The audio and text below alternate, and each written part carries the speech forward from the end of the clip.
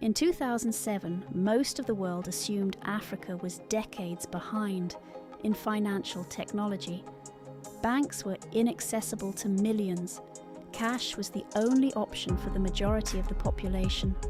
Infrastructure was limited. And yet, in that same year, Kenya launched something that would not only transform its own economy, but would become a case study taught in Harvard Business School, replicated in over 40 countries and studied by every major bank on the planet. That something was M-Pesa.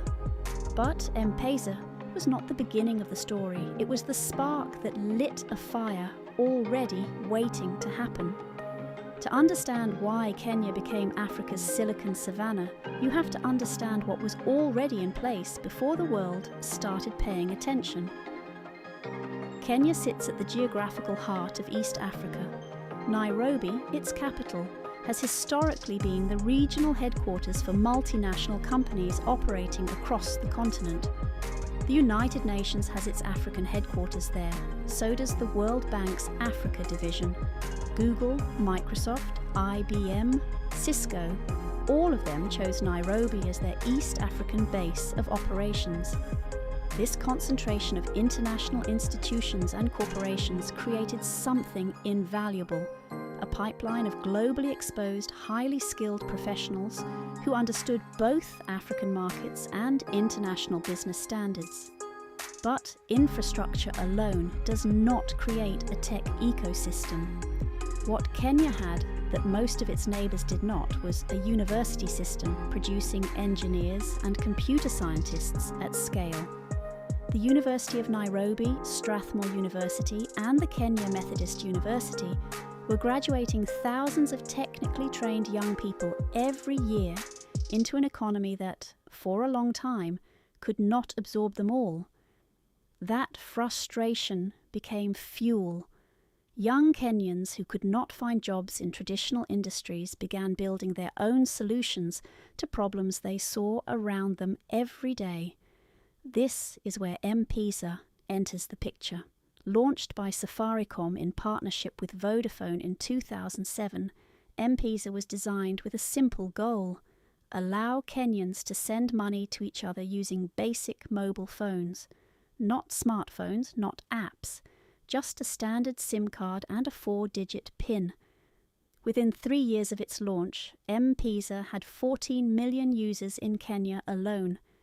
Within a decade, it was processing more transactions annually than Western Union did globally.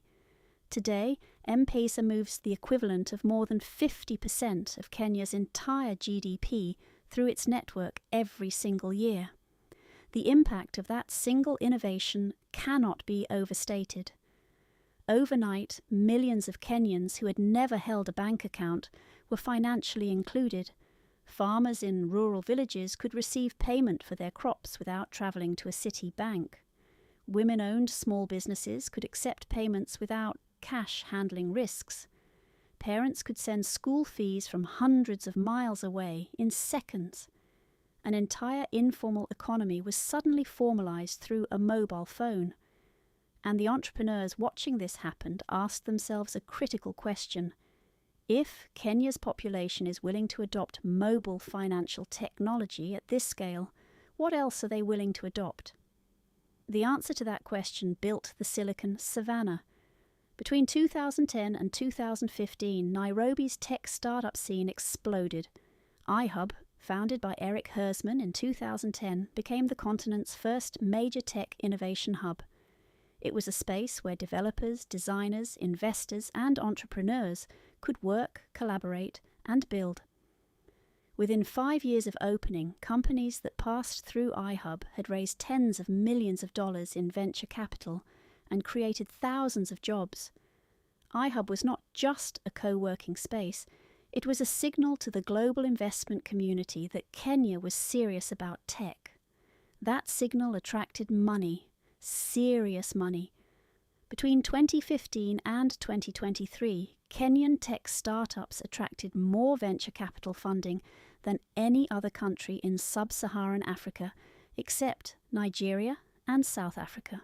Companies like Twiga Foods, which used technology to connect farmers directly to retailers, cutting out exploitative middlemen, raised over $60 million. Sendi, a logistics startup, raised $20 million. Flutterwave, though Nigerian founded, built significant infrastructure through Kenya. And then came the company that arguably put the Silicon Savannah on every global investor's radar, Andela.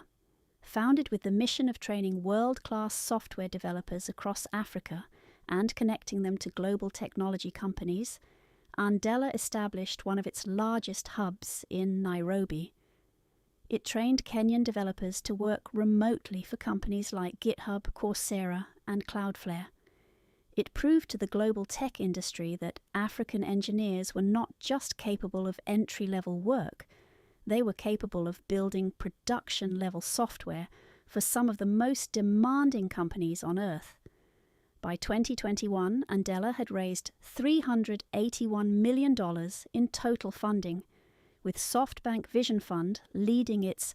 By 2021, Andela had raised $381 million in total funding, with SoftBank Vision Fund leading its Series E round.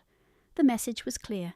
Kenya was not just a market for technology, it was a producer of technology. The Kenyan government recognized this momentum and moved to accelerate it.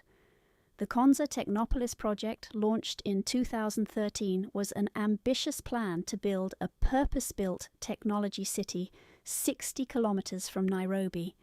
Designed to house tech companies, research institutions, and a resident population of 200,000 people, Konza was marketed as Africa's answer to South Korea's Songdo smart city. Progress has been slower than initially projected, but by 2024, significant infrastructure had been established, and anchor tenants were beginning to move in. More importantly, the government built policy frameworks that supported the ecosystem rather than obstructing it.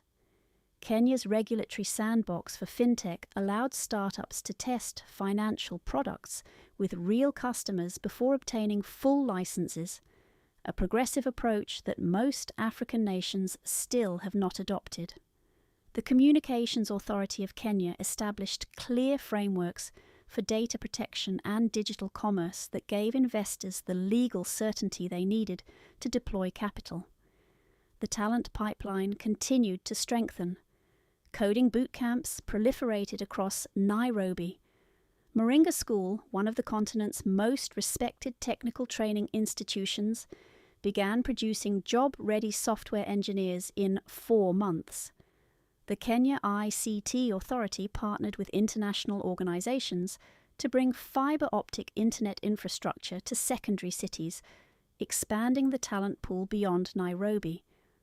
By 2024, Nairobi's tech ecosystem employed an estimated 100,000 people directly, with indirect economic impact reaching hundreds of thousands more. The city had more tech startup incubators per capita than any other African city. International accelerators including Y Combinator, Techstars, and Google for startups had all invested in or accelerated Kenyan companies. But here is what makes the Silicon Savannah story genuinely remarkable, and different from the Silicon Valley story it is often compared to. Silicon Valley was built on defense contracts, Stanford University, and the accumulated wealth of one of the richest states in the wealthiest country in history. It solved problems for wealthy consumers in developed markets. Kenya's tech ecosystem was built on necessity. It solved real problems for real people who had been failed by traditional systems. The innovation came not from abundance, but from scarcity. When there are no banks, you build M-Pesa. When there are no reliable supply chains, you build Twiga. When there is no formal employment sector large enough to absorb your engineers, you train them to work for the world. That is not just a tech story. That is a fundamentally different model of innovation, one that the rest of the world is only beginning to understand and respect. Kenya's Silicon Savannah is not finished being built. The next chapter involves artificial intelligence integration into agricultural systems that feed 400 million East Africans, health technology platforms serving populations with limited access to formal medical care, and climate technology solutions for a continent that contributes least to climate change but suffers its consequences most. The world spent decades looking past Kenya. The entrepreneurs, engineers, and innovators of the Silicon Savannah spent those same decades building anyway. And now the world is paying attention, not out of charity, but out of genuine recognition that some of the most important technology of the next 2 decades will come from exactly this place. Kenya did not become Africa's Silicon Savannah by accident. It became it because necessity, talent, policy, and timing aligned in a way that happens rarely in any country's history. The question now is not whether Kenya belongs in the global technology conversation. The question is how big that conversation is about to get.